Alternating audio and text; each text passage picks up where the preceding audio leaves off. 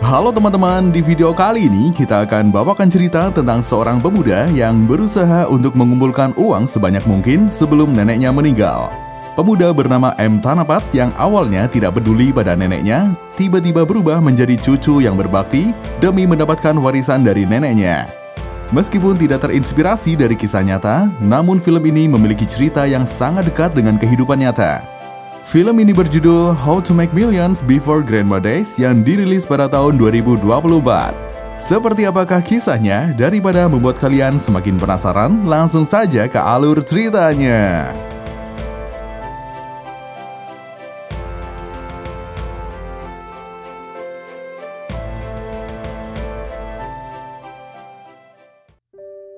Film dimulai dari seorang nenek yang tengah berdoa di makam orang-orang kaya. Hal itu dilakukan dengan harapan ketika dia meninggal nanti, dia bisa dimakamkan di tempat yang bagus dan menandakan bahwa anak cucunya sukses. Namun orang tua dari si nenek sendiri dimakamkan di tempat biasa. Dia tidak pernah lupa mengajak 3 anak dan 2 cucunya untuk ziarah ke sana. Dari 2 cucu yang dia miliki, hanya 1 saja yang selalu ikut berziarah, yaitu M. Tanapat. M sudah putus sekolah dan setiap hari hanya sibuk bermain game, bahkan saat sedang ziarah. Tapi M sebenarnya bukanlah anak nakal, dia hanya malas datang berziarah karena neneknya yang suka marah-marah. Seperti saat itu, neneknya memberikan sekantong bunga untuk ditaburkan. Setelah M melakukannya, si nenek memarahinya karena dianggap asal-asalan menabur bunganya. Setelah itu, nenek tak sengaja terjatuh.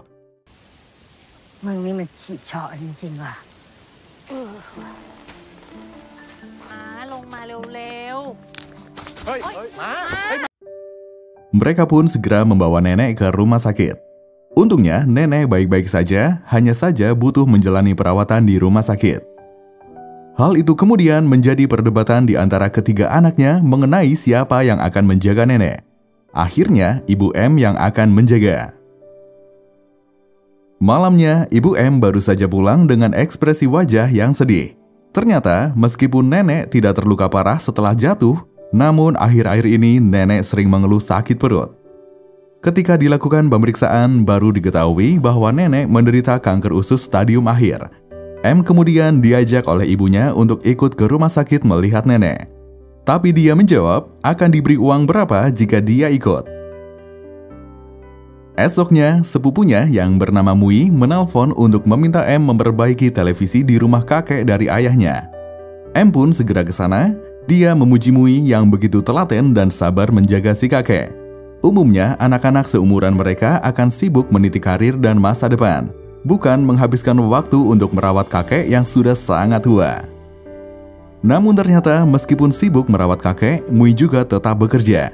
Mui mau melakukan semuanya karena ketika kakeknya meninggal, seluruh warisan akan jatuh padanya. Beberapa waktu kemudian, si kakek meninggal dan benar saja, Mui mendapatkan warisan terbesar karena menjaga kakeknya hingga meninggal dunia. Sedangkan M yang hanya menjenguk sekali-kali hanya mendapat perhiasan perak saja. Itu pun tidak banyak dan langsung disimpan oleh ibunya agar tidak dijual begitu saja. Perbedaan warisan yang diberikan itu pun membuat M merasa iri kepada Mui. Namun cara Mui mendapatkan harga kakeknya itu membuatnya terinspirasi. Hari berikutnya, M yang jarang sekali mengunjungi neneknya, hari itu dia datang berkunjung. Di perjalanan ke sana, M memfoto jalan dan kondisi lingkungan sekitar rumah neneknya.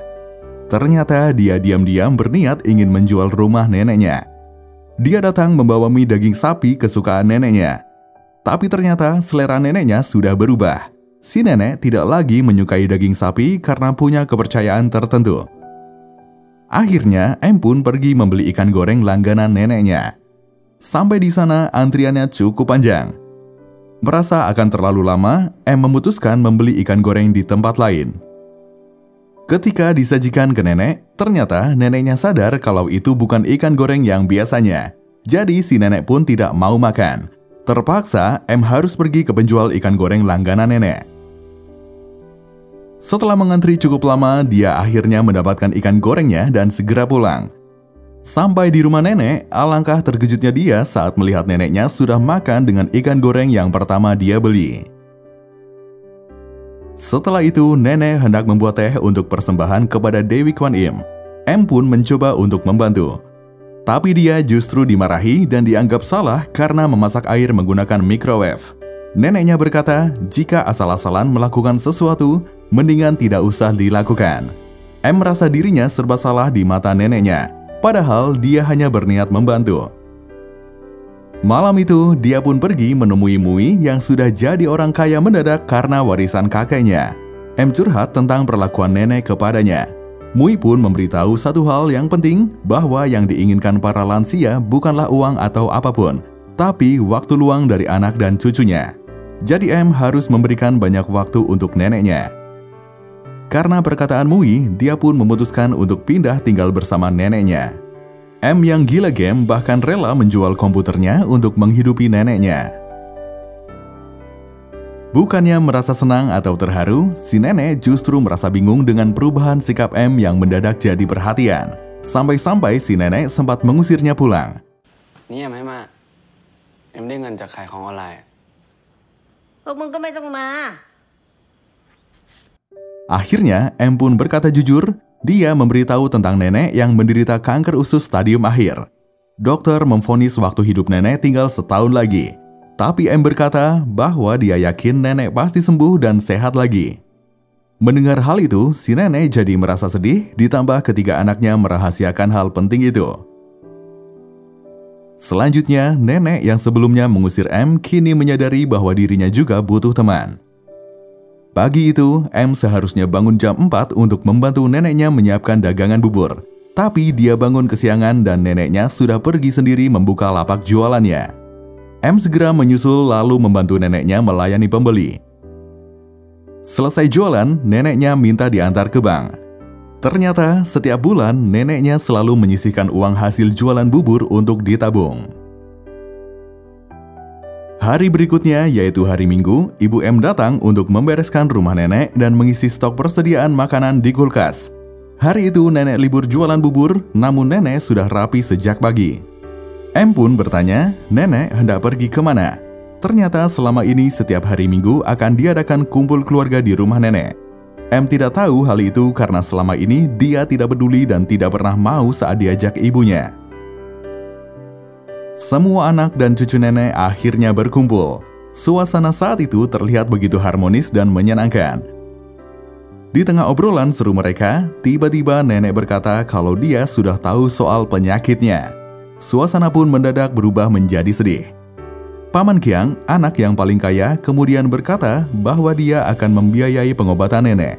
Sedangkan Ibu M yang hanya bekerja di swalayan berkata akan merawat nenek. Namun, kepedulian tersebut tidak membuat si nenek bahagia karena anak-anaknya jadi bertengkar sendiri. Esoknya, Ibu M mengajak nenek olahraga berenang. Tapi nenek jadi marah ketika mengetahui Ibu M baru saja selesai shift malam dan belum beristirahat. Ibu M pun berkata bahwa dia hanya tidak mau nenek jualan bubur setiap hari. Sebenarnya, si nenek marah bukan tanpa alasan. Dia tidak mau Ibu M yang juga anak perempuannya itu kelelahan. Ibu M adalah single parent. Dia harus bekerja keras untuk menghidupi diri sendiri dan putranya. Akan tetapi, sebagai anak, Ibu M juga ingin menghabiskan waktu bersama ibunya selagi bisa.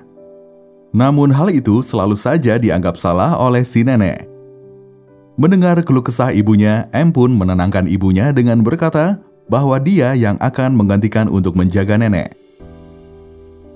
Esoknya, M meminta bantuan Mui untuk mengantar nenek ke rumah sakit. Mereka sengaja datang pagi buta karena antrian untuk pengguna bantuan pemerintah sangat panjang. Meskipun kondisi saat itu benar-benar menguji kesabaran, namun Mui berkata justru di saat seperti itulah M bisa menarik perhatian nenek. Selesai menjalani kemoterapi di rumah sakit, mereka pun pulang ke rumah. M dengan sabar membantu neneknya berjalan naik tangga agar nenek bisa beristirahat di kamar yang ada di lantai 2. แน่ใจนะ มาเอามา กูตกมาอีกโอ้ย Kemudian neneknya menceritakan masa kecil M saat masih tinggal dengannya. Katanya, dulu M sangat takut pada hantu. Padahal sampai besar pun dia masih takut pada hantu. Malamnya, M jadi tidak bisa tidur karena teringat dengan cerita neneknya. Hingga kemudian dia dikejutkan dengan suara nenek yang sedang berdoa dekat dengan kasurnya. Neneknya sedang berdoa karena merasa kematiannya sudah dekat. Sebagai cucu, M kemudian mencoba menenangkan neneknya. Tak hanya itu, dia juga mengajak neneknya untuk tidur bersama seperti saat dia kecil dulu. Sejak saat itu, neneknya pun mulai jarang memarahinya, bahkan cenderung lebih menurut. Namun sayang, kondisi si nenek terus menurun. Pagi itu, ketika seharusnya M dan neneknya jualan bubur, si nenek terlihat kesulitan turun dari tangga. M langsung bergegas membantu neneknya turun dan mandi. Karena kondisi neneknya itu, paginya mereka memutuskan untuk libur jualan. Agar bisa memantau nenek 24 jam, M memasang CCTV. Sehingga apabila sewaktu-waktu nenek jatuh atau pingsan, dia bisa langsung menolong dengan cepat. Siangnya, anak bungsu nenek yaitu Paman Sui datang memasangkan pegangan di kamar mandi agar nenek tidak takut terpeleset. Meskipun Paman Sui terlihat perhatian, namun si nenek tahu kalau anaknya itu datang berarti sedang memiliki masalah. Benar saja, sebelum pergi, Paman Sui mengambil beberapa makanan dan meminta uang kepada si nenek. Tapi bagaimanapun kelakuan anaknya, si nenek lebih memilih diam. Melihat hal itu, M pun merasa bingung. Dia kemudian bercerita pada Mui bahwa dia pikir neneknya sangat menyayangi Paman Kiang yang paling sukses di antara ketiga anaknya. Namun setelah melihat sikap nenek terhadap Paman Sui, dia jadi berubah pikiran. Yang pasti, untuk bisa mendapatkan warisan paling banyak, dia harus jadi orang yang paling disayangi nenek. Hari berikutnya, Paman Kiang datang menjemput nenek untuk mengajaknya berkunjung ke rumahnya. Ternyata, Paman Kiang sudah membeli segala fasilitas untuk nenek agar bisa tinggal di sana. Karena M enggan perhatian nenek beralih darinya, dia pun langsung menolak tawaran Paman Kiang dengan alasan rumah sakit tempat nenek menjalani kemoterapi terlalu jauh dari rumah Paman Kiang. Namun Paman Kiang terus ngotot ingin merawat nenek di rumah karena merasa secara ekonomi, dirinya lah yang paling mampu di antara semua saudaranya. Siang itu, ketika mereka seharusnya ke kuil untuk berdoa, Paman Kiang justru sibuk dengan keluarganya. Sedangkan si nenek tetap saja diurus oleh M. Bagi M itu tidak adil. Namun bagi si nenek, hal itu menyadarkan bahwa anaknya sudah berkeluarga dan sudah seharusnya mengutamakan keluarga. Ketika tiba waktunya menulis harapan di kuil, nenek berdoa untuk semua anak dan cucunya. Sedangkan Paman Kiang dan keluarganya tak ada yang mendoakan kesembuhan nenek. Hal itu membuat M kesal. Hanya dia satu-satunya orang yang berdoa untuk kesembuhan nenek. Hari berikutnya, M dan neneknya kembali pergi ke rumah sakit sesuai jadwal kemoterapi. Saat itu, si nenek mulai sadar rambutnya mulai rontok. Agar nenek tidak sedih, M mengajak neneknya bermain filter-filter lucu dan cantik. Singkat cerita, hubungan M dan neneknya semakin hari semakin dekat. Mereka semakin sering menghabiskan waktu bersama sampai si nenek akhirnya merasa bahwa hanya M lah satu-satunya orang yang mau menemani dan menghiburnya. Si nenek juga mengakui bahwa kehadiran M membuat harinya lebih seru. Kemudian di hari Minggu, seperti biasa, nenek sudah berpakaian rapi untuk menyambut anak cucunya datang. Tapi ternyata hari itu Ibu M dan Paman Kiang tidak bisa datang karena ada pekerjaan yang tidak bisa ditinggalkan. Sedangkan Paman Sui tidak diketahui keberadaannya. Akhirnya si nenek menyuruh M untuk memasukkan kembali berbagai masakan yang sudah disiapkan seharian.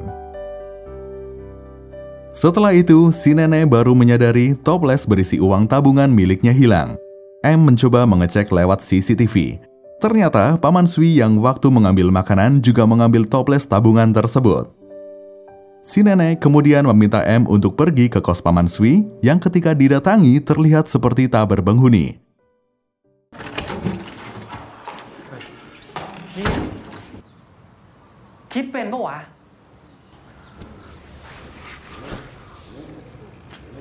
Dengan bukti kuat yang dibawa, akhirnya Paman Sui mengaku telah mencuri tabungan milik nenek.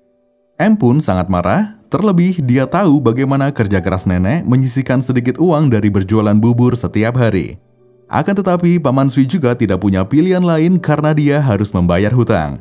Akhirnya M merelakan jatah warisan perhiasan perak dari kakeknya untuk membantu membayar hutang Paman Sui. Dengan syarat, Paman Sui tak lagi mengganggu nenek. Kemudian saat pulang ke rumah nenek, M berbohong dengan berkata kalau Paman Sui tidak berada di kos karena sedang bekerja di luar kota. Dia terpaksa berbohong agar nenek tidak stres memikirkan anaknya. Sesaat kemudian ketika M sedang di belakang, seseorang datang ke rumah.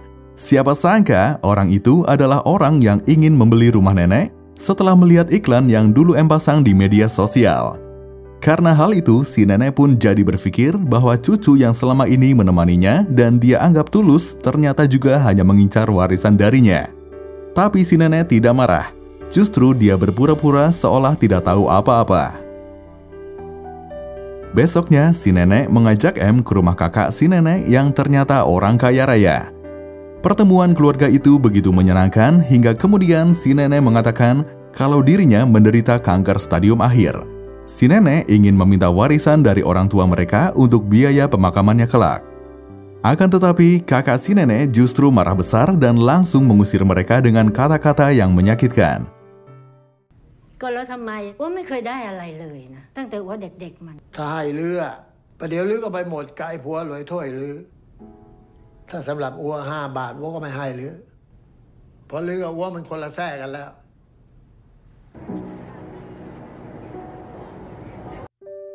Hari berikutnya, si nenek pergi ke rumah sakit bersama M dan ibunya. Setelah diperiksa, dokter mengatakan bahwa kemoterapi yang selama ini nenek jalani tidak menunjukkan perkembangan. Akhirnya, nenek memutuskan untuk menghentikan kemoterapinya dan berpesan pada keluarganya untuk meluangkan waktu sebanyak mungkin untuknya. Karena tidak menjalani kemoterapi, kesehatan tubuh si nenek pun menurun secara drastis. Tidak jarang, nenek terbangun di malam hari karena merasa kesakitan sampai ingin segera menyusul suami dan orang tuanya di surga. Beruntung M dengan cepat membawa nenek ke rumah sakit. Siangnya, seluruh anak dan cucu nenek berkumpul. Namun Paman Kiang yang datang terlambat bukannya khawatir dengan kondisi nenek, justru menanyakan sertifikat rumah nenek kepada Ibu M. M yang melihat hal itu meminta ibunya untuk menyimpan dengan baik sertifikat rumah nenek. Tapi ternyata si nenek sudah memutuskan bahwa rumahnya akan diberikan kepada Paman Sui. Mendengar hal itu, tentu saja M sangat terkejut. Bagaimana bisa nenek memberikan rumahnya kepada Paman Sui yang pengangguran dan hanya bisa merepotkan keluarga? Saat itu M sangat marah kepada neneknya. Selain merasa perjuangannya merawat nenek selama ini sia-sia, dia juga sangat kecewa dengan nenek yang memilih mewariskan rumahnya kepada anak yang tidak pernah peduli sedikitpun kepada si nenek. Karena sudah terlanjur kecewa, M pun memutuskan pulang ke rumahnya sendiri. Paman Sui yang sudah mendapatkan rumah si nenek langsung berniat menjual rumah itu untuk melunasi semua hutang-hutangnya. M jadi semakin kecewa ketika mengetahui Paman Sui juga membiarkan nenek tinggal sendirian. Meski sudah tidak lagi tinggal bersama neneknya, M masih bisa memantau neneknya lewat CCTV yang dia pasang.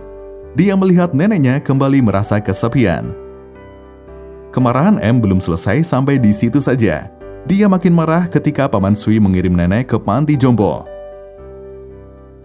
Pagi itu, M berniat mengunjungi neneknya.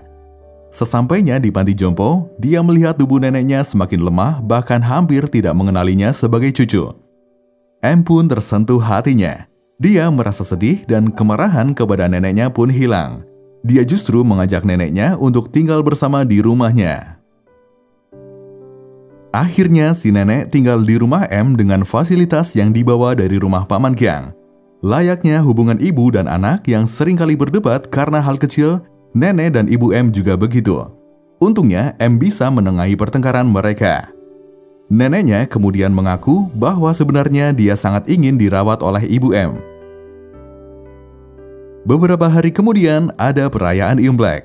Biasanya para keluarga Tionghoa akan berkumpul dengan keluarga untuk merayakan bersama. Itu pula yang dilakukan Paman Kiang dan keluarga kecilnya. Dia mengajak anak dan istrinya ke rumah M untuk merayakan Imlek sekaligus melihat kondisi si nenek. Tapi Paman Kiang yang masih menyimpan amarah kepada si nenek gara-gara warisan tidak mau turun dari mobil. M kemudian menceritakan pengorbanan nenek yang rela tidak lagi makan daging sapi kesukaannya untuk memohon doa kepada Dewi Kuan Im demi kesehatan dan kesuksesan Paman Kiang. Istrinya kemudian ikut membujuk agar Paman Kiang mau turun dari mobil. Akhirnya, dia pun turun dan melihat kondisi ibunya yang sudah tidak bisa lagi berbicara. Paman Kyang berkata pada ibunya kalau dia beruntung memiliki cucu penyayang seperti M. Setelah merayakan Imlek bersama, M terbangun dan sadar neneknya belum juga tidur. M kira neneknya akan segera sadar, tapi ternyata si nenek hanya mengucapkan salam perpisahan untuk selamanya. M tidak bisa membendung air matanya. Dia menangis sambil menggenggam tangan neneknya yang sudah tiada.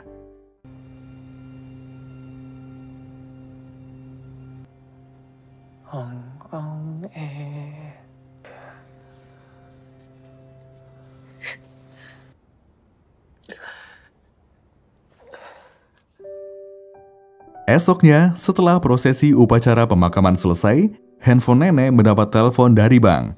M pun mengangkatnya. Awalnya dia pikir itu hanya penipuan, tapi betapa terkejutnya dia ketika pihak bank menjelaskan bahwa si nenek sudah menyiapkan tabungan untuk M sejak M masih SD. Saat itu, jumlah tabungannya sudah mencapai 40.000 baht atau sekitar 18,5 juta rupiah. Si nenek masih ingat dengan keinginan M saat SD, yaitu memiliki tabungan 1 juta untuk membeli rumah untuk nenek. Karena itu, M pun memutuskan untuk mencairkan semua tabungan tersebut agar bisa membeli pemakaman yang mewah untuk neneknya. Mereka kemudian berangkat ke tempat peristirahatan terakhir si nenek. Ketika sampai di pemakaman, M berkata bahwa mereka sudah sampai di rumah yang dia belikan untuk neneknya. Dia juga berkata bahwa neneknya adalah orang yang paling dia sayangi. Paman Kyang meminta putri kecilnya untuk menaburkan bunga di makam nenek. M juga memegang sekantong bunga dan dia taburkan secara asal-asalan dengan harapan neneknya akan datang untuk memarahinya. Seperti itulah kisah tentang seorang pemuda yang berusaha untuk mengumpulkan uang sebanyak mungkin sebelum neneknya meninggal. Terima kasih dan sampai jumpa di alur cerita selanjutnya.